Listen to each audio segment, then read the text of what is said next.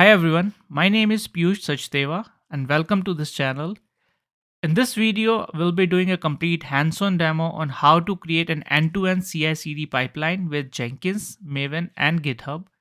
This is the third video in the series of Jenkins tutorials for beginners. So if you are new to my channel, please hit the subscribe button below and the bell icon to get notified about all my upcoming videos. Other two videos that I have created before this was how to install Jenkins using different ways and the basics of CI/CD, DevOps and Agile. So I'll put that link in the description section below as well as in the title bar. So check that out if you are new to it. Let's get started. Alright, if you would have followed my video till here, so you should see a screen something like this. This is basically the Jenkins startup screen for the first time when you log in. It should be accessible on port 8080 on the public IP of your server. So it will show you two different options to get yourself started with. First is to start building your software project using create a job wizard. Second one is to set up a distributed build. So distributed build we'll see later in the course, but for now we'll focus on this one, create job. So you can start your first job by clicking over here, create a job, or from the new item itself. So let's click over here and you see different type of projects you could choose from. So freestyle project is what we're gonna start with. So let's call it a test project. Okay, I'll click over here, freestyle, and click OK. Once you do that, the jobs configuration page will be open and it will have again different tabs and different options. The first one is a description. You could put any description over here. Let's put test project. Then have these options as well. Discard, you want to discard old builds. Is it a GitHub project or the project is parameterized? This is also important. So if you click over here, you could choose multiple parameters. Like it could be a string parameter, run, password, choice, boolean. Let's use string for now. Let's give it a name. Name is name, and I'll give this a value as well, Piyush. Okay. And then we have other option, which is source code management. When we'll be working with different source code management like GitHub, I'll show you how you can configure this, but for now let's keep it none. Then we have build trigger. So if you don't choose anything from here, it will be a manual run. But there are different options by which you could trigger a build, that is trigger build remotely using the scripts. Build after other projects are built. So these are like the dependent builds. Let's say project A is completed, only then this will be triggered, but it will be auto triggered once a project is completed. Then you could also add build periodically, in which you could add cron syntax if you want to run it at a certain interval, something like this. And then we have a webhook. I'll show you later in the course what exactly is a webhook and how it works. Then we have build environments. So again, different options to set before the build is triggered. Say delete the workspace before starting the build. Workspace is a temporary area where all the build artifacts, all the logs will be stored on your Jenkins environment. And then there are these options as well. Then we have a build step and post build actions. As this is our first build, we'll use this execute shell. So basically we could run any shell script over here, or Unix commands over here, and Jenkins will execute that. So let's say echo hello Jenkins. Then we have multiple options. Again, we could add multiple execute shells or multiple build steps over here. Post build action is action that you want to perform once the build is completed.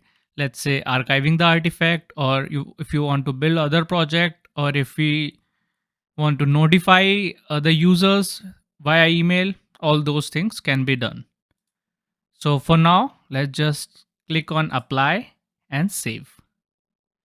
Once you do that, so this is the jobs page. If you want to go back again, you click over here, and this is the first job that you have created. This is the name, last success, last failure, last duration. All these are NA because it's hasn't been built yet. So let's click over here, and I'll click over build with parameters. Because we have used a string parameter, that is why it is showing as build with parameter. Otherwise, it would have been just build option over here. So let's click over here. This was the string that we have selected. Remember, we used a string with the name as name and value, default value as Piyush. You could update this as well. Okay. Or you could just keep the default value and then click on build. Once you do that, it will trigger the build over here. Just refresh the page. Okay, so this has been completed. You could check the output from drop down over here, console output, or if you could just directly click over here and console output will show you this. So this was the only shell script that we had, hello Jenkins, and it has printed that, and the build status is success. Now if you go back to this, now it's showing you the last success and there is no failure yet. That is why it is still blank, and this is the build duration. So this was the first build, and let's do some more changes and let's see how we can further improve this. Now before running our next build or next job, we'll do some configuration changes, we'll install some plugin, and let's have a look what are those and how it is used. So I'll click over here on the left section, manage Jenkins. So this is the administrative page of Jenkins. All the configuration can be managed from here. We'll see every configuration one by one, but for now let's click over here, manage plugins. So plugins are nothing but the frameworks that have been created by open source community, and they are built to perform a certain task with ease of use. So we'll be building a Maven project this time. So I'll install a Maven plugin as well as a Git plugin. So first we need to check if that's been already installed or not. So there are 4 different options. First is update. So if you want to update any plugin to the latest version, you could just select it from here and click over here. If you want to see what all the plugins are already installed, you click over here, available, and it will show you the plugins that are available for you to install. And then we have installed. These are the plugins that have been installed when we installed the Jenkins. At the beginning of the Jenkins installation, there was a installation screen in which we have selected install suggested plugins. So these plugins were installed with that.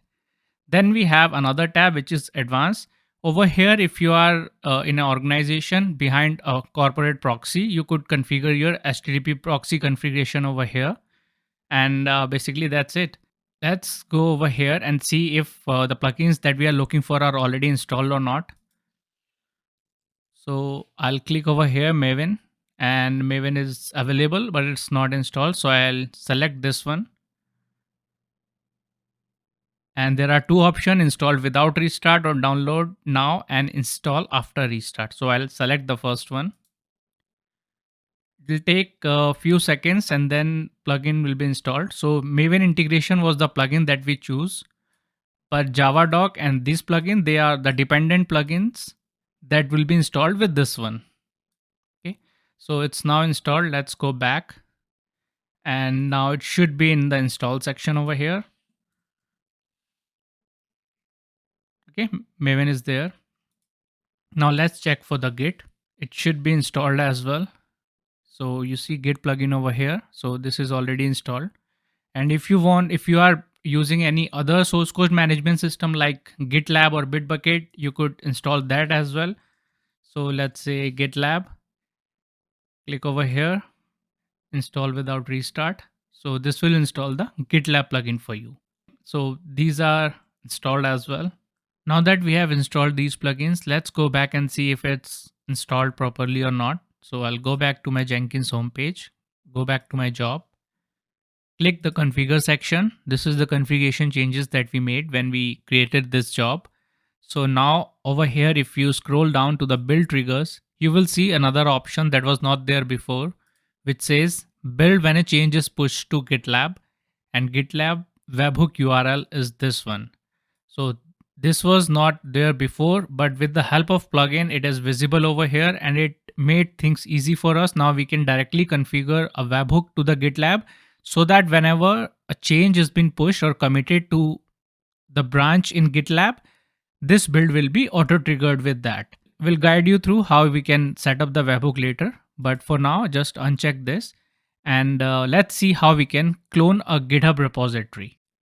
To clone a repository, it's really simple. Let's go back to a Google homepage and let's search for sample Maven project. Okay, and usually this is the first link that you see, github.com jenkins dot simple java maven. So this is the official Maven app provided by Jenkins. So if we click over here and you see there are two different type of cloning URLs. One is a GitHub CLI, then HTTPS. I'll copy this one, HTTPS, and I'll go back to my Jenkins page, and in the source code management section where it was showing as Git, click over here. I'll put the repository URL.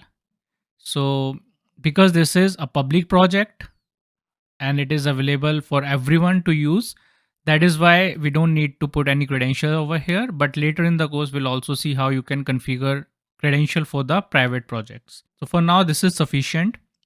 I have entered the repository URL and that should be it. I'll just apply and save the project. So now when I'm building the project again, you'll see things are different now, because now it will do a lot more than just printing the hello world. What it did is it cloned the repository that we have entered and it downloaded that into the Jenkins Workspace. So first, you'll see a path over here, building in Workspace, and your repository will be downloaded. So Git checkout has been performed over here for you. And now you must be wondering, it is downloaded, but how can you make sure that this repository was actually downloaded? So let's go back to our Jenkins server on the backend, and I'll just log into my Jenkins first because I'm running it as a container. So I'll do a docker exec -t, the name of Jenkins, and bash.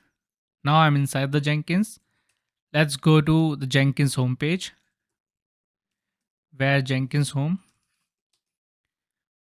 Once we are there, there is I'll just clear the screen. If I do ls-ld star \, you'll see all the folders inside this. So you have a folder which is workspace. So workspace is nothing but a temporary location where all your jobs data will be stored, logs, artifacts, everything. So I'll go inside that workspace and you'll see one folder with the name as our job test folder. If we would have created multiple jobs, there are multiple folders, one for each job. So let's go inside the folder, clear the screen again. And there are two folders, src, Jenkins, and then two files, pom.xml and readme.md. So if we go back to our GitHub URL, these are the same files that are here. And there is git attributes and git ignore because these are hidden files. So you could see with ls-la. So these files are also here, git attributes and git ignore.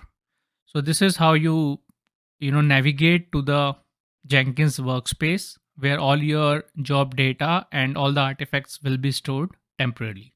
Now we'll be configuring Maven first so that we could use it to create a build and run tests on that.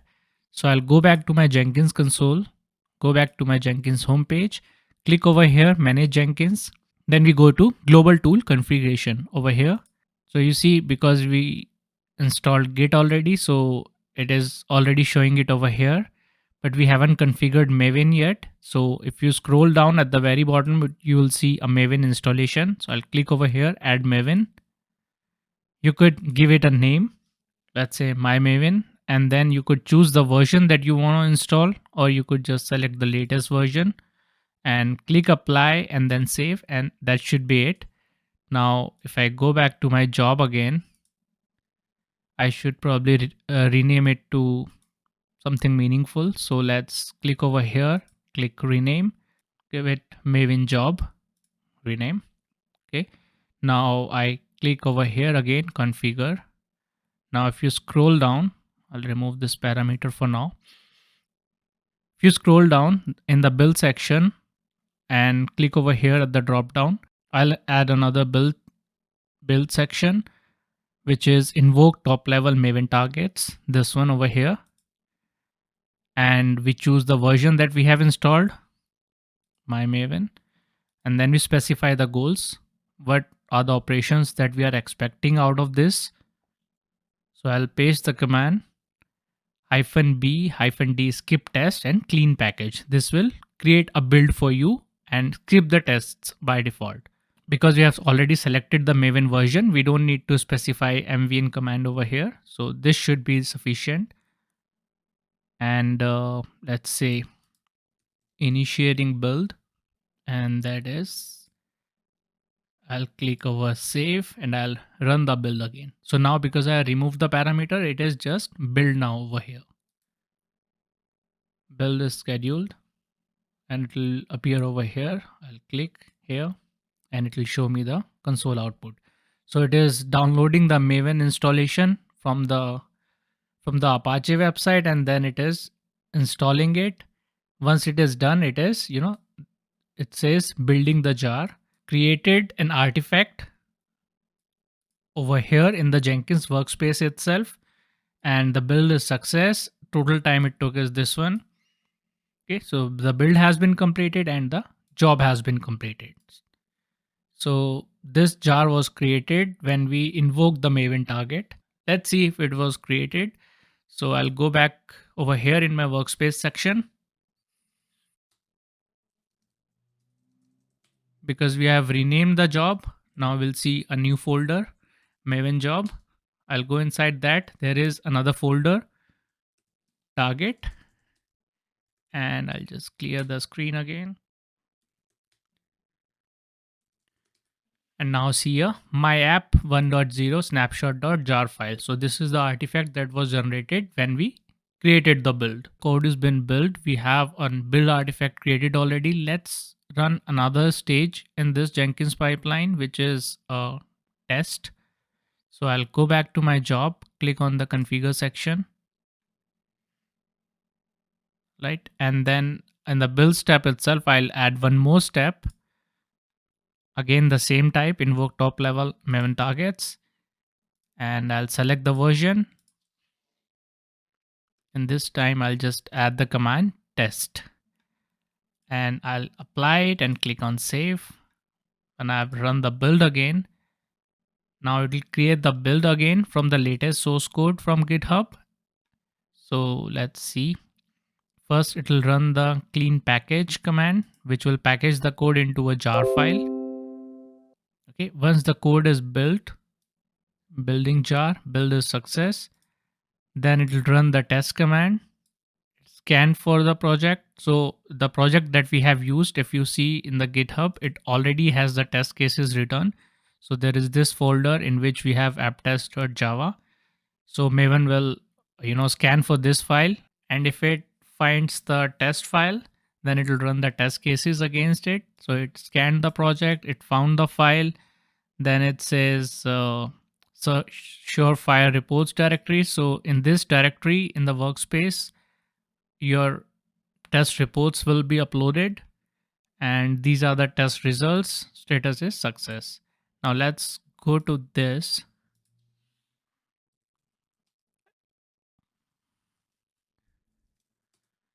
And now you'll see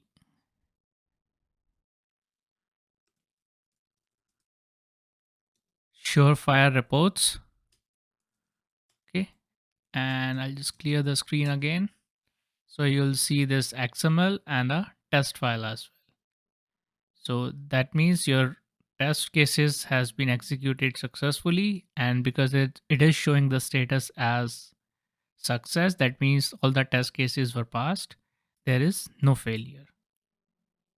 Right, we have performed the testing. Now let's go back to our job again. Let's click on configure. So now what we have done so far is we have checked out the code from GitHub. We executed the Maven build. We packaged the build. Then we did tests on that build. The next step is to deploy that build on the environment. So I'll click over here, add build step again, and I'll add an execute shell this time. Let's add some asterisks. To deploy a jar file, generally you would do java-jar and the file name. So file name, we need to provide the absolute location of the file on the server. So I'll go back to my server, go back to the targets. So I'm here in my Jenkins workspace, and so this is the location where Jenkins home workspace, Maven job. This is a job name, and the folder name is target, and then we have a jar file. So there is just one jar file. So I'll just click this, paste it over here, and then I'll take the file name as well. Or what else I could do, I could replace this absolute path with the environment variables, which is like good practice. So Jenkins has some inbuilt environment variables available for us to use. So what you can do is you could just copy your Jenkins URL, paste it in a new tab, and at the end add this string envvars.html. So there is no underscore in between that, but there is an hyphen. So if you click on that, you'll see all the Jenkins variable that is there for us to use. So now what we need is a Jenkins workspace till here. Then this is the job name, then target. So the workspace variable is over here. This is absolute path of the directory assigned to build as a workspace. So I'll copy this and I'll replace the workspace URL with $workspace, then the Maven job. So for job, there is the variable is job name.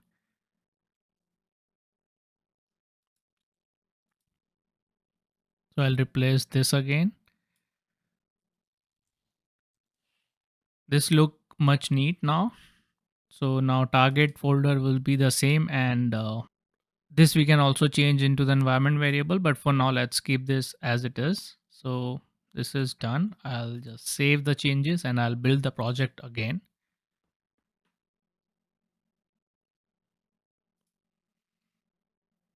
All right.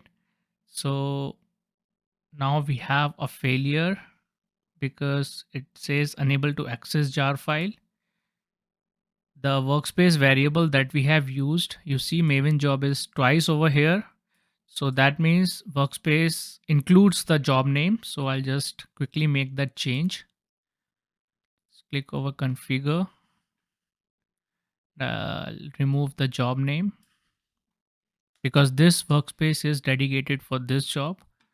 So that should be good. Now I'll click build now again. And if we see the console output, now it says success. So this was our statement, echo deploying jar, and then the command that we have passed, and this is the output of that command. So that jar file, it was like an hello world application. Because this is not a front end application, this is a back end application. That is why it is showing as output over here. So if you have followed all the steps till now, or if you had continued watching my videos till now, then you would have built a complete CI/CD pipeline from Git checkout to deployment of the code to the environment. Now, as part of our next stage, we'll publish the test reports to a graph so that it could be presented while you are on the screen. So let's go to our job and click over here, configure. And in the post build section at the very bottom of the screen, click over here, and there'll be an option over here, publish JUnit test reports. So I'll select this one, and then it will ask you for the test report XML path. So if you go back to your Jenkins directory, this path is available in the logs as well.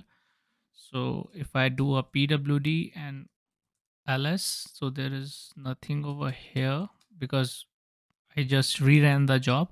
So let's go over here again, target, and then there'll be a folder surefire reports. If you do star.xml, this is the report that was generated. So I just need the path from here, target surefire, because this workspace folder, it's already part of that plugin installation. So I'll just put the name over here and I'll use the wildcard character that all the reports inside that folder. Okay, click over apply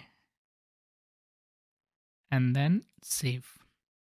Okay, now it needs to have at least, I guess, 5 runs. So I'll just quickly pause the video and run the job multiple times, and then you'll see the graph appear over here. After I ran it for a certain number of times and waited for a few minutes, this graph will appear over here. So it's basically showing the test case trend over the time. So there were 2 test cases, and because this is all blue, that means they all were passed. If it would have been failed, then it would have changed the color to red, or skipped, then it would have grayed out. Okay, so this is how you can visualize graph in a real time of all the test cases that have been executed as part of all the jobs execution. Now that you have deployed the core as well, let's say the same artifacts is needed by some of your team members to be deployed in some other environment. And since we are not using any build repository till now, how would that artifact made available to the other members of my team? And if you are running Jenkins as a PaaS service, then you wouldn't have access to the backend server as well. Only Jenkins admin would have access to this backend to be so that the artifacts can be downloaded from here. But how would you make sure that artifacts are available over here after the job execution? So for that, we'll go back to configure section. We'll add one more build section at the very bottom. And this time it would be archive the artifacts, the second one over here. It'll ask you the path of the files to archive. So this should be target and then star.jar. So you don't need to add the workspace path over here as well. So that should be good. And then if you go to advanced on this over here, you would want to only archive the build that is successful. You don't want your server to be overloaded with some artifacts that are unstable or that is not usable. Okay, so that's why I'm selecting this option over here. So click apply, save, and let's just run the build again. Let's see what happens over here now. So I'll go to console output, it's deploying the jar, and it's recording the test results. It's archiving the artifacts. Let's go back over here. And now this time you will see your last successful artifact is over here for you to download. And there is your workspace folder as well. So you could click over here and the artifact would be downloaded for you to use. That is how you will archive your artifacts from your last success. So the next step that you would want to do is trigger the email whenever a build is failed or whenever there is a unstable build. So you click over here, configure, and you go to post build section, and then you add a section over here, which is there are actually two type of steps that you could choose from: email notification or editable email notification. So email notification is this one, which will ask you just the basic details like recipient and send for every unstable build and send for the individual who broke the build. But if you choose editable email notification, it will provide you a lot more details like send from address, project recipient, reply to list, content type, and you could update the subject content, and you could attach the build log as well by selecting this option. But to enable this email notification, make sure you have two things. First is the SMTP port 25 is open from the Jenkins server. Second thing, you need to have the SMTP server configured. So to configure the SMTP server, let's open this in a new tab and go to the manage section and go to configure system. Go to the very bottom of the page and you'll see email notification over here and editable email notification or extended email notification over here. So you need to provide your SMTP server details over here and here as well, like depending on whichever build step you are using. So once you do that, you should be able to trigger the mail from your Jenkins. Thank you very much for watching this video. I hope you have learned something out of it and it was helpful to you. If you like the video, please give it a thumbs up and subscribe the channel to get notified about all my upcoming videos. This was the third video in the series of Jenkins tutorials for beginners, and there will be a lot more coming in the future, so stay tuned. Have a good day, and I'll see you very soon with the next video. Thank you very much for watching.